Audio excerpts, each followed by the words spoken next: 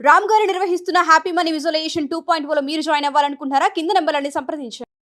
Hello Ram గారు. Hi నారాజు. మనిషికి డబ్బు విషయంలో గిల్ట్ అనేది ఎప్పుడు వచ్చే అవకాశం ఉంటుంది, ఎందుకు వస్తుందంటారు? ఆ సమయంలో మనిషి ఆలోచన స్థితి ఏ విధంగా ఉంటుందండి? నారాజు, గిల్ట్ అనే ఈ పదం మన హ్యాపీ మనీకి ఖచ్చితంగా వ్యతిరేక పదం. విజువలైజేషన్ 2.0లో మనం మనీ గురించి మాట్లాడుతున్నప్పుడు మనిషి హ్యాపీగా ఉండాలంటే మానసిక భావనలు ఎంతవరకు తోడ్పడతాయి, మనిషి భావించే తీరును ఎలా మార్చుకోవాలి, అసలు మార్చుకోకపోవడం వల్ల లేదా అసలు దాని యొక్క ఇంపార్టెన్స్ కూడా తెలియకపోవడం వల్ల మనం డబ్బుకి ఎలా దూరం అవుతున్నాం అన్న విషయం మనం తెలుసుకుంటే అప్పుడు అసలు ఎక్కడ తప్పు చేస్తున్నాం అన్నది తెలుస్తుంది. హ్యాపీ మనీ ఆ విషయాన్ని హైలైట్ చేస్తూ మనం చూసే ప్రేక్షకులకు హ్యాపీ మనీకి మనిషి హ్యూమన్ ఎమోషన్స్కి దగ్గర సంబంధం ఏంటో మనం చెప్తున్నాం. నిజానికి ఒక ఫండమెంటల్ ట్రూత్ ఉంది నారాజు. ఆ ఫండమెంటల్ ట్రూత్ ఏంటంటే we are born to be wealthy. అసలు ఈ యూనివర్స్కి వెల్తీ లేకపోవడం అంటూ ఏం లేదు. Universe is wealthy.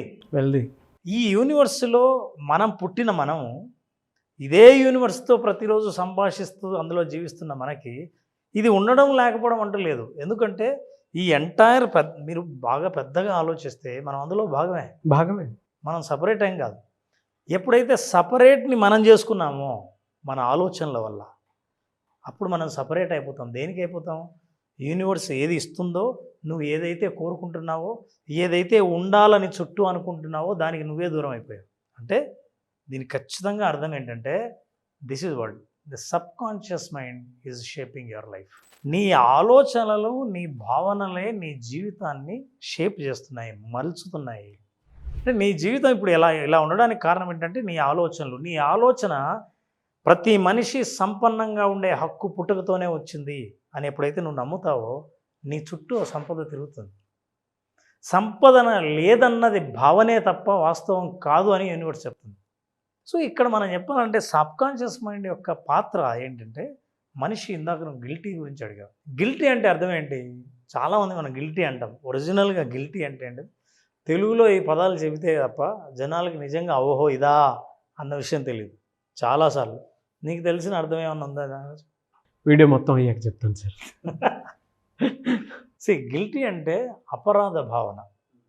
నేను తప్పు చేశానన్న ఫీల్ వల్ల, ఫర్ ఎగ్జాంపుల్ కొన్ని ప్లేసులకి కానీ కొంతమంది వ్యక్తుల విషయంలో కానీ మనం తప్పు చేశామన్న ఫీలింగ్ ఉంటే వద్దులే బాగోదు, ఆయన దగ్గరికి నేను రాలేను, ఓసారి మా ఇద్దరికి గొడవ అయింది, నాకు గిల్టీ ఫీల్గా ఉంది, ఐ ఫీల్ గిల్టీ, అందుకే నేను అతన్ని కలవలేను, కలిసిన కళ్ళలో కళ్ళు పెట్టి చూడలేను, ఆ మనిషిని ఎమోషనల్గా అటాచ్ అవ్వలేను.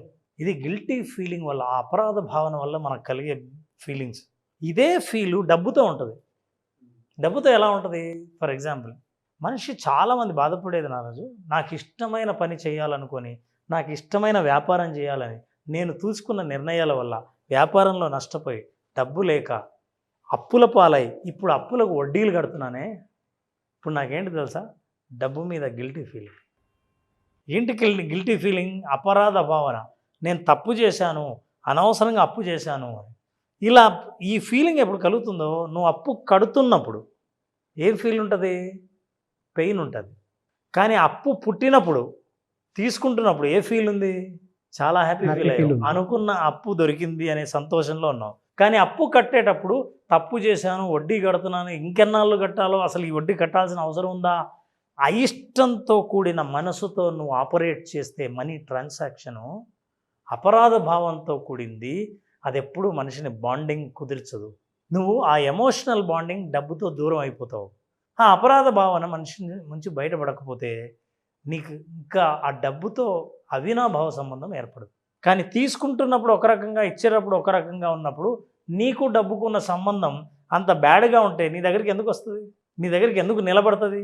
అంటే నెంబర్ 1, నాకు లేదన్న భావన, సమృద్ధి భావన లేకుండా, అంటే ఈ యూనివర్స్లో అందరికీ వెల్తీగా ఉండే హక్కు ఉందన్న నమ్మకం లేకపోగా డబ్బు పట్ల ఈ అపరాధ భావనతో నుండి నువ్వు ట్రాన్సాక్ట్ చేస్తుంటే డబ్బు నీ దగ్గర నుంచి దూరంగా వెళ్ళిపోతుంది. నీకు తెలియకుండా నువ్వు అవకాశాలకు దూరంగా వెళ్ళిపోతావు. ఆ వ్యక్తిని కలవమంటే వద్దులే, అక్కర్లేదు, నువ్వు వెళ్ళగలవు, నేను రానులే అన్నట్టే, నేను రాను లేదా ఆ డబ్బు నా దగ్గరికి రాదు అని నువ్వు దూరంగా అయినట్టే. ఈ గిల్టీ ఫీలింగ్ ఉంటుంది. ఈ గిల్టీ ఫీలింగ్ నుంచి బయటకు ఎలా రావాలి? అప్పు ఉన్న ప్రతి చోట బాధేస్తుందా నాగరాజ్? Yes sir? 100%. ఎక్కడున్నా సరే డెట్ అనేది ఏది ఉన్నా సరే, ఏదైనా సరే ఒక అప్పు ఉంటే ఆ అప్పు తలుచుకుంటే బాధేస్తుంది కదా. కానీ ఆ అప్పు తలుచుకుంటే ప్రేమ కలిగే సంఘటన చెప్పనా? చెప్పండి సార్. ప్రేమ పుట్టే సంఘటన కూడా ఉంటుంది. తల్లి రుణం ఎప్పుడు తీర్చుకోలేదు, వా. కానీ ఆ రుణాన్ని తలుచుకున్నప్పుడంతా ప్రేమ పుడుతుంది తప్ప నీకు అపరాధ భావన పుట్టదు. ఎస్. తల్లి గొప్పతనం గుర్తొస్తుంది తప్ప అపరాధ భావన పుట్టదు. అందుకే Naraju, money is in the mind, not outside. నువ్వు ఏం ఫీల్ అవుతున్నావు? నారాజు, నేను ఒక క్లయింట్ని కలిశాను. ఆశ్చర్యం ఏంటంటే, ఆ క్లయింట్, నేను ఫస్ట్ టైం ఆ క్లయింట్ని కలిశాను. ఏమన్నారంటే, చాలామంది అడిగేది ఏంటంటే, సార్ డబ్బులు రావాలంటే ఎలా, డబ్బులు సంపాదించాలంటే, డబ్బులు ఆకర్షించాలంటే ఎలా, డబ్బులు నిలబడాలంటే ఎలా అని అడుగుతారు కదా. ఈ క్లయింట్ అంటే, సార్ నా జీవితంలో ఏంటో నాకు అర్థం కాదు, నేను ఎంత ఖర్చు పెడితే అంత ఆదాయం వస్తుంది సార్ నాకు. ఖర్చు పెడితే, ఇన్వెస్ట్ చేస్తే కాదు. అంటే ఆ నమ్మకం ఏదైతే ఉందో అది ఇప్పటికీ కంటిన్యూ చేస్తుంది. క్లయింట్ వయసు 50 ఏళ్ళు. చిన్నప్పటి నుంచి నా నమ్మకం ఏంటంటే, నేను అందుకే ఎక్కడైనా ఖర్చు పెట్టడానికి వెనకాడను, ఖర్చు పెడుతుంటాను. ఖర్చు ఎప్పుడు పెడుతుంటానో అది మళ్ళీ నాకు తిరిగి వస్తుందన్న నా నమ్మకం మళ్ళీ నాకు తిరిగి తెప్పించేస్తుంది. అందుకే సబ్కాన్షియస్ మైండ్లో ఎప్పుడైతే ఉంది సంపద, సమృద్ధి అని ఎప్పుడు అనుకుంటామో, డబ్బు అనేది కనిపించే వస్తువు. సబ్కాన్షియస్ మైండ్లో ఉండే సంపద అనేది ఇట్ ఈస్ అ కాన్సెప్ట్. ఆ కాన్సెప్ట్, బిలీఫ్ సిస్టమ్ బలంగా మైండ్లో ఉండాలి. ఈ గిల్టీ మైండ్ ఏం చేస్తుందంటే, మనిషికి అపరాధ భావన మనుషుల్ని దూరం చేస్తుంది. నారాజు, యూనివర్స్కి నీ బ్యాంక్ అకౌంట్లో నంబర్లను చదవడం తెలియదు, నంబర్లు అర్థం కావు. అర్థమయ్యేది ఏంటంటే నీ ఫీలింగ్స్, ఎమోషన్. నీ ఎమోషన్ నువ్వు ఎట్లా ఫీల్ అవుతున్నావు అని అర్థం. ఈ బొమ్మ ఒక్కసారి చూడు Nagaraju. No guilt, no judgement ఎప్పుడైతే చేస్తావో మనీ నీ దగ్గరికి వస్తుంది. ఇప్పుడు నేను అనుకోవాల్సింది ఏంటంటే, మనీ విషయంలో ఎవరికైనా పే చేస్తుంటే ఐ షుడ్ నాట్ పే, ఎందుకంటే ప్రతి పేకి ఐఎమ్ గెటింగ్ సంథింగ్. అదే సమృద్ధి భావన. నా దగ్గర డబ్బు నుంచి వెళ్ళిపోతుంది అని అనుకుంటే, సి మీనింగ్ ఆఫ్ కరెన్సీ అంటే ఏంటంటే ప్రవాహము అని. ప్రవాహం అంటే ఏంటి? వచ్చి నిలబడేది కాదు. నిలబడే నీళ్ళు మురుగు నీళ్ళు అవుతాయి, నిలబడే డబ్బు కూడా అట్లే అవుతుంది. ప్రవహించాలా? ఎట్లా ప్రవహించాలా? నీ దగ్గర నుంచి ప్రవహిస్తూ ఇంకో చోట నుంచి ప్రవహించి నీ దగ్గరికి రావాలి. దీన్ని నమ్మాలి, అప్పుడు జడ్జిమెంట్స్ ఉండవు. అందుకే యూనివర్స్ ఎట్లాంటిదంటే చిన్న పిల్లోడు లాంటిది. It will read only feelings of the mother, only what you feel. నీ వెనకాల heart to heart, mind to mind, mind to mind. నీ వెనకాల బ్యాక్గ్రౌండ్ ఎంత ఉంది, అమ్మకు జాబ్ ఉందా లేదా, ఫ్యామిలీ మెంబర్స్ ఎంతమంది ఉన్నారు, ఈవిడికి ఇంకా ఎన్ని కష్టాలు ఉన్నాయో ఏమో, ఇవన్నీ నాకు అనవసరం. Now what you are feeling about me, I understand, I will connect with the heart. Climax other కూడా సార్ అసలు. That is exactly actually we need to have about money. ఇప్పటి నుంచి ఈ ప్రోగ్రామ్ చూస్తున్న వాళ్ళు డబ్బును చూస్తే మీ ఫీలింగ్ ఏంటో అబ్జర్వ్ చేయండి. ఒకవేళ పోతున్నట్టు కడుతున్నట్టు నేనుంటే, అసలు నేను అప్పుకు వడ్డీ కడుతుంటే సేమ్ హ్యాపీ ఎందుకు ఫీల్ అవ్వాలంటే, ఈ డబ్బే కదా నాకు అప్పు రూపంలో వచ్చింది సమయానికి, ఈ డబ్బు కడుతున్నప్పుడు నేను చాలా హ్యాపీగా ఉండాలి అని అన్నవాళ్ళు చాలామంది. అట్లా మార్చుకున్న వాళ్ళు, వాళ్ళకు రావడం మొదలుపెట్టింది. అది అప్పు రూపంలో కానీ ఆదాయం రూపంలో కానీ. ఇది పోకూడదు అని అనుకొని దాని మీద ఒక భావన, నెగిటివ్ భావన పెంచుకున్న వాళ్ళందరూ పోతూ వచ్చింది. అందుకే నువ్వు కరెన్సీ ఏంటో అర్థం చేసుకోవాలి, యూనివర్స్ అంటే ఏంటో అర్థం చేసుకోవాలి, భావనలు అంటే అర్థం చేసుకోవాలి. అవన్నీ సంపూర్ణంగా అర్థం చేసుకోవాలంటే హ్యాపీ మనీ ఒకటే మార్గం. ఫెంటాస్టిక్ సబ్జెక్ట్ అని అసలు, నో డౌట్.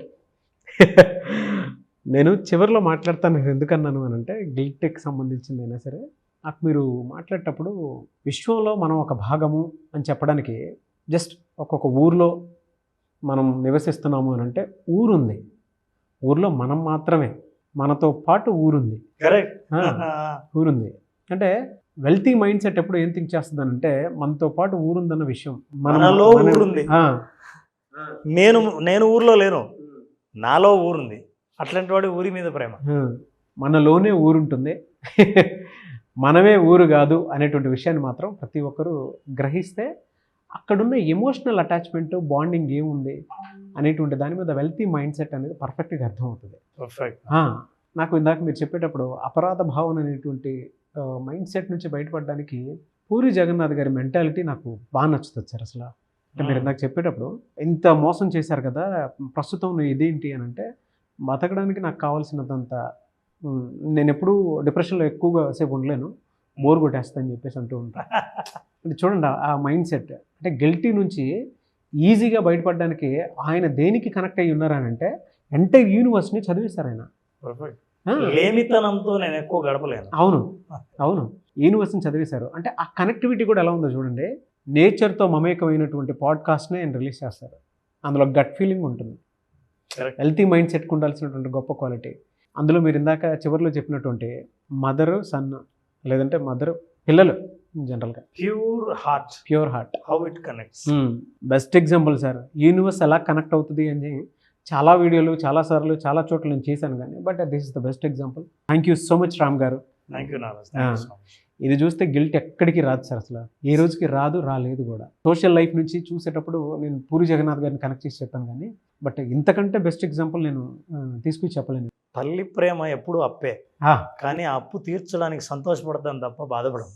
ఫెంటాస్టిక్. అండ్ ఈ సబ్జెక్ట్లో ఎంత మీనింగ్ ఉంది కాబట్టి హ్యాపీ మనీ అనేటువంటి టైటిల్ మీరు తీసుకుని రావడం జరిగింది. ప్రతి ఒక్కరు ఒకసారి అటెండ్ అవ్వండి, డెఫినెట్గా మీకు క్లారిటీ వస్తుంది.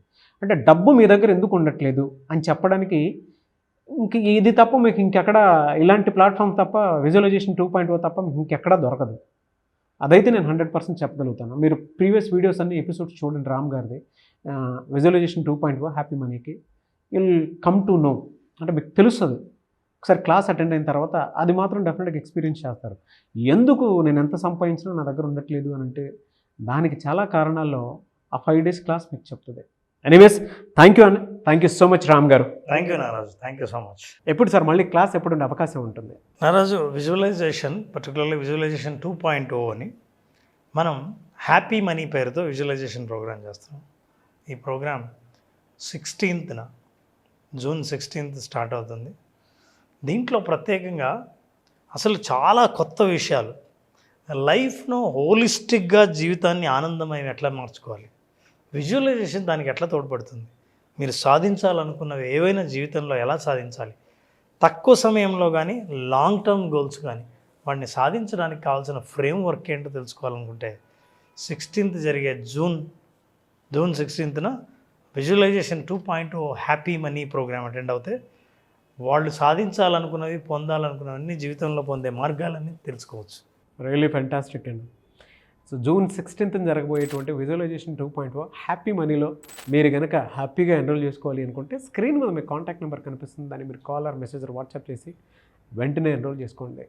వాళ్ళ తెలుగు రాష్ట్రాల్లో విజువలైజేషన్ అనేటువంటి కాన్సెప్ట్ ఒక సంచలనం అని చెప్పాలి. అట్ ద సేమ్ టైం నేను రామ్ గారు చేసినటువంటి జర్నీలో ఉషా గారు కూడా ఉన్నారు కాబట్టి ఉమెన్ విజువలైజేషన్ కూడా స్టార్ట్ చేసి ముందుకు వెళ్తూ ఉన్నారు. Benefits at the same time కెరీర్కి సంబంధించినటువంటి ఆపర్చునిటీస్ని ఎలా గ్రాప్ చేశారు, ఆలోచనల్ని అటువైపుగా ఏ విధంగా షిఫ్ట్ చేస్తున్నారని చెప్పడానికి, మనలో ఉండేటువంటి ఇన్నర్ పొటెన్షియల్ బయటికి తీసుకురావడానికి ఉపయోగపడే ఒకే ఒక వెపన్ ఏదైనా ఉంది అని అంటే విజువలైజేషన్. సో ఈ ప్రోగ్రామ్కి మీరు జూన్ 16th నుంచి జరిగేటువంటి ప్రోగ్రామ్ మీరు ఎన్రోల్ చేసుకోవాలి అనుకుంటే వెంటనే ఎన్రోల్ చేసుకోండి. సెలబ్రిటీస్ సైతం at the same time Chandrababu Naidu గారు లాంటి పెద్ద పెద్ద పొలిటీషియన్స్, విజనరీ లీడర్స్ అని చెప్తూ ఉంటాము, అటువంటి వాళ్ళే చెప్తూ ఉన్నారు ఏదైనా విజువలైజ్ చేస్తే జరుగుతుందని చెప్పడానికి ద బెస్ట్ ఎగ్జాంపుల్. సో 2.0 కొత్త సిరీస్. అంతకుముందు జాయిన్ అయినటువంటి వాళ్ళు కొత్తగా మళ్ళీ జాయిన్ అవ్వాలి అనుకున్నటువంటి వాళ్ళు ఎవరన్నా సరే స్క్రీన్ మీద కనిపిస్తున్న నెంబర్ సంప్రదించండి. ఈ వీడియో లైక్ చేయండి, షేర్ మాత్రం తప్పకుండా చేయండి. ఇలాంటి మరిన్ని వీడియోస్ కోసం మా ఛానల్ ఫాలో అవ్వండి. Thank you so much Ram గారు. Thank you Naraj, thank you.